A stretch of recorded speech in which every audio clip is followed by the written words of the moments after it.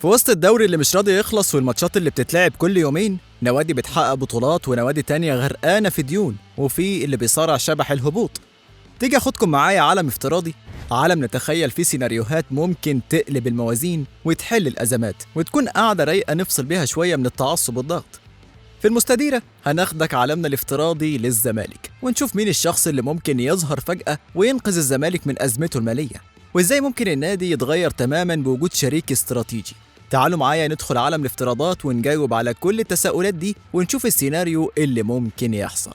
بس الأول اعمل لايك واشتراك وفعل زر الجرس علشان يوصلك كل جديد. كلنا عارفين ان الزمالك الفترة دي اموره مش متظبطة، سواء ماديا بقى او نفسيا، بسبب الادارة الجديدة اللي لسه بتحاول تحل مشاكل الادارة القديمة المادية اللي مسببة للزمالك مشاكل كتير، منها ايقاف القيد اللي طولت قوي معاه وبسببها بياخد قروض.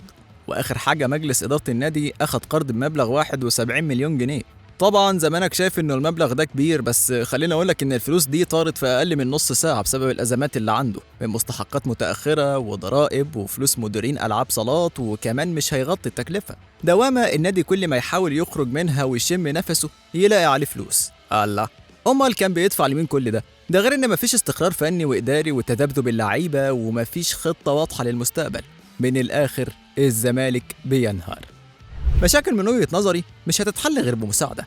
النادي محتاج شريك استراتيجي يشيله من إيقاف القيد اللي مش بيخلص، عايز رعاة تسد معاه، مش تقول لي كوكاكولا ولا أونيرو، دول مهما وفروا فلوس للنادي مش هتبقى مساعدة مذكورة تساند بيها النادي ويحل مشاكله.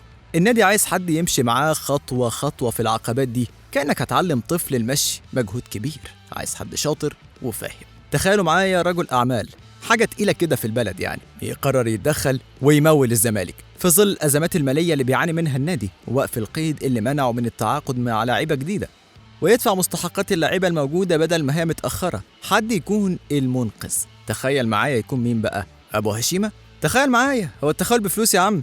ده احنا حتى في عالم افتراضي.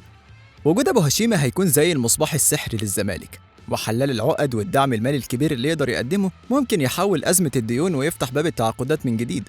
راجل فاهم بيزنس ومعاه التمويل اللي يحل مشاكل النادي كلها في غمضة عين ويبدأ بقى يطور من النادي. راجل بيرفكتو، مش ناقصه غير إنه يكون شريك لنادي الفن والهندسة.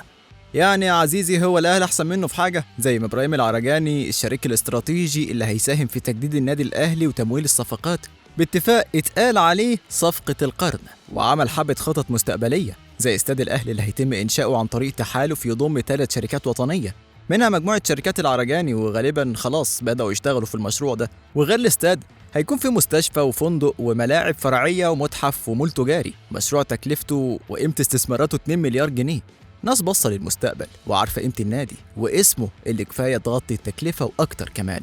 أبو هشيمة برضه ممكن يكون الدرع الحامي للزمالك. تخيلوا التعاقدات الجديدة اللي ممكن نعملها والبطولات اللي ممكن نحققها بدعم مالي قوي، أو حتى لو ربع الدعم بتاع العرجاني للأهلي. ده لو حصل أبو هشيمة هيكون شريك لقطة، وهنشوف الزمالك بيرجع لمكانته الطبيعية في المنافسة على البطولات، والجماهير بترجع تفرح بفريقها المفضل.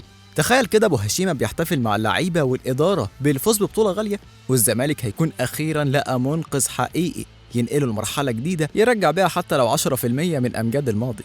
ده غير تطوير المنشآت الرياضية وتوسيع النادي وبناء أكاديميات للشباب تخرج جيل جديد من النجوم تغنيها عن الصفقات والقيد الأجنبي.